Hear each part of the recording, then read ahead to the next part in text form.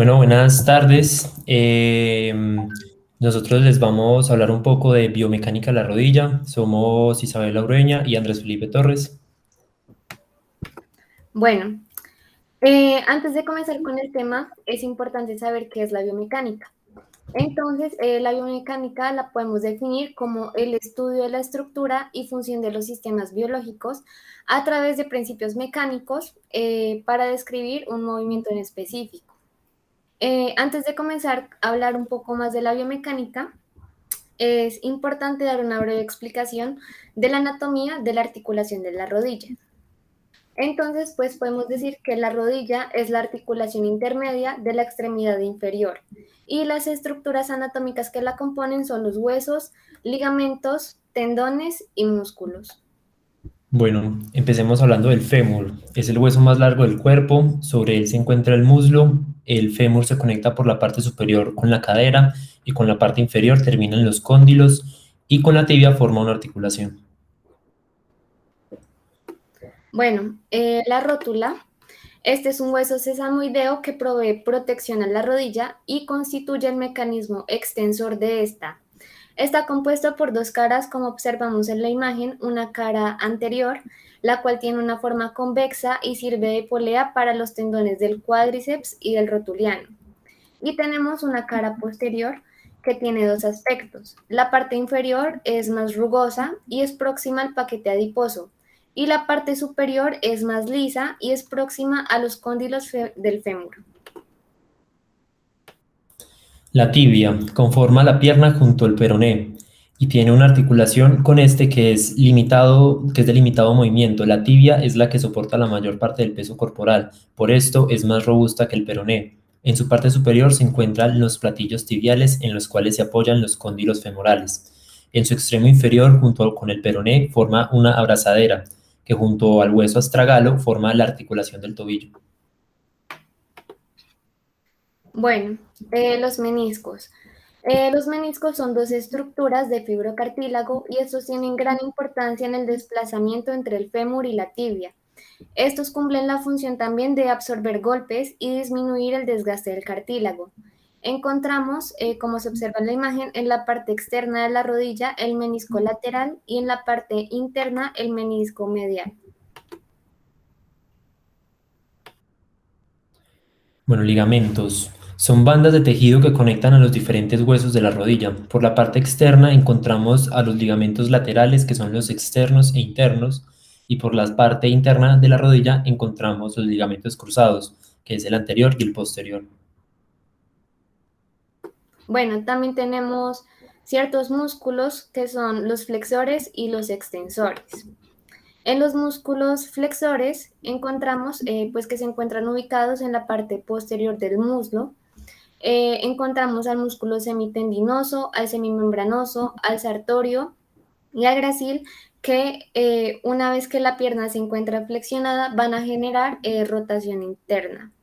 Al mismo tiempo encontramos al bíceps femoral que este va a provocar una rotación externa después de la flexión.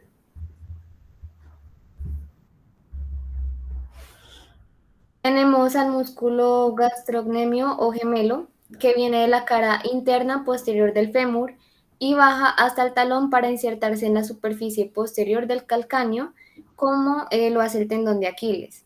Estos músculos son extensores del tobillo y también se involucran en la flexión de la rodilla, pero básicamente cumplen un rol fundamental en la estabilización de esta. Y finalmente, el músculo popliteo, que va desde el cóndilo externo hasta la tibia por su parte posterior. Su función es flexionar a la rodilla, además de crear una rotación externa. Bueno, tenemos a los extensores. El músculo más importante con la función de extensor es el cuádriceps femoral, que se divide en tres partes, en el recto anterior, en el vasto interno y en el vasto externo. Por otro lado, también tenemos tendones extensores, los cuales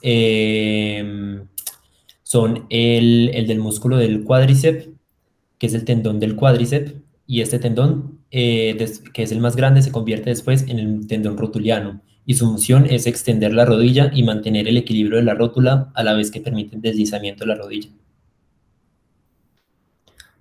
Bueno, biomecánica de la rodilla.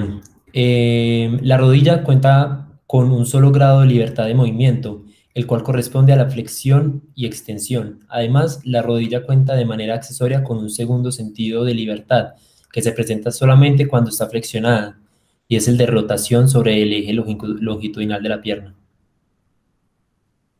Bueno, ya para hablar un poco más en contexto de la biomecánica de la rodilla, vamos a mencionar los ejes de esta.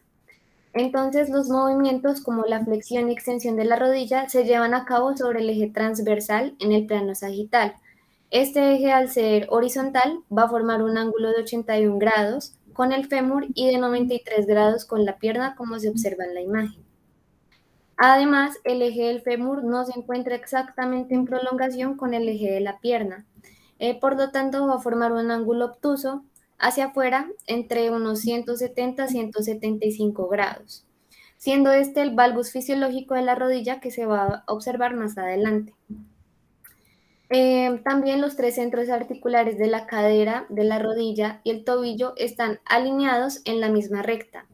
Esto va a representar el eje mecánico del miembro inferior.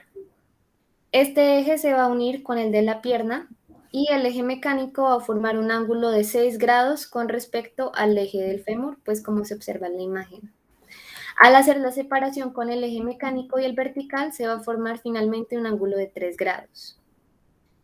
Entonces, ya como se observa aquí en esta imagen, cuando el ángulo del valgus se invierte, aparece el lleno varo, que es cuando las rodillas están arqueadas y muy separadas entre sí. Bueno, la flexión y la extensión es el movimiento principal de la rodilla y donde tiene su mayor rango de movimiento. En la extensión es el movimiento que se produce cuando la pierna se aleja del muslo. La extensión no llega a ser muy amplia, sin embargo, puede existir una hiperextensión, donde la pierna sobrepasa el eje y se extiende unos 5 a 10 grados más. Existen dos tipos de extensión: la activa, en la cual hay una previa extensión de la cadera, y la relativa, que es la que usamos normalmente para la marcha y caminar. Bueno, por otro lado, la flexión es el movimiento en la cual la pierna se acerca al muslo por la parte posterior. La flexión depende de la posición de la cadera. Si la cadera está flexionada, puede alcanzar hasta 140 grados. Por el contrario, si la cadera no está en flexión, la flexión de la rodilla alcanza unos 120 grados. Durante la flexión pasiva, el tobillo puede llegar a hacer contacto con los glúteos. Bueno, y finalmente en la rotación de la rodilla, pues como se ha venido mencionando anteriormente, este movimiento solo ocurre cuando la persona está en flexión y su eje de movimiento es el eje longitudinal de la rodilla. Se puede medir cuando el individuo se encuentra con flexión de 90 grados y sentado. La rodilla tiene rotación interna y externa. La interna lleva la punta del pie hacia adentro durante la aducción del pie y esta rotación generalmente es de 30 grados, mientras que la rotación externa ocurre cuando se manda la punta del pie hacia afuera, o sea, durante la abducción del pie. Normalmente esta flexión es de unos 40 grados, pero puede variar dependiendo de qué tan flexionada esté la rodilla. Bueno, eso ha sido todo. Muchas gracias. Gracias.